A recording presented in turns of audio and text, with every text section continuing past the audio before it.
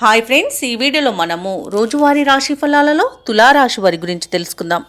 అంతకన్నా ముందు చిన్న రిక్వెస్ట్ ఫ్రెండ్స్, ఈ వీడియో మొదటగా చూస్తున్నట్లయితే లైక్ చేయండి, షేర్ చేయండి, అలాగే సబ్స్క్రైబ్ చేయడం అస్సలు మర్చిపోవద్దు. మీ యొక్క సపోర్ట్ నాకు ఎంతో అవసరం. ఇక తులారాశి వారు చూసుకున్నట్లయితే నిరుద్యోగులు ఎవరైతే ఉద్యోగ యత్నాలు చేస్తున్నారో వారికి నూతన ఉద్యోగ అవకాశములు అనేవి అందుతాయి. ఇక నూతన కార్యక్రమాలను ఈరోజు ప్రారంభిస్తారు. వ్యాపారస్తులు ఎవరైతే ఉన్నారో వారికి వ్యాపారాలలో ఉన్న చిక్కులు తొలగిపోతాయి.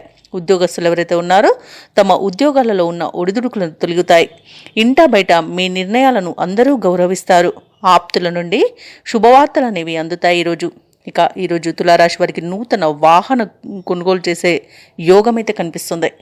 ఇక తులారాశి వారికి ఈరోజు ఉద్యోగ లాభం అనేది కనబడుతుంది. కొత్త వ్యాపారాన్ని ప్రారంభించడానికి కూడా మంచి రోజుగా చెప్పవచ్చు. అలాగే భాగస్వామ్య వ్యాపారం ఎవరైతే చేస్తున్నారో వారికి అనుకూలత అనేది ఏర్పడుతుంది. జీవిత భాగస్వామి ద్వారా ఆస్తి లాభ సూచనలు కనిపిస్తున్నవి. వివాహ ప్రయత్నాలు చేయవచ్చు. అలాగే కుటుంబ సౌఖ్యం కనబడుతుంది.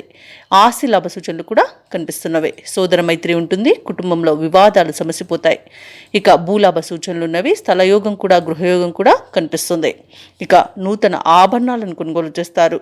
కోర్టు వ్యవహారాల్లో కూడా అనుకూలమైన తీర్పులు అనేవి రావచ్చు. ఇక విదేశాలలో విద్యాపరంగా, వృత్తిపరంగా, వ్యాపారపరంగా ఎవరైతే నివసిస్తున్నారో వారికి మంచి యోగదాయకమైన కాలంగా చెప్పవచ్చు. అలాగే పెట్టుబడుల్లో కూడా లాభాలను పొందుతారు. ఇక భూక్రయ విక్రయాలలో ఎవరైతే రియాల్టర్స్ ఉన్నారో వారు మంచి లాభాలను పొందుతారు. ఇక ఈరోజు తులారాశి వారు ఇచ్చిన మాటను నిలబెట్టుకోవడంలో ముందుంటారు.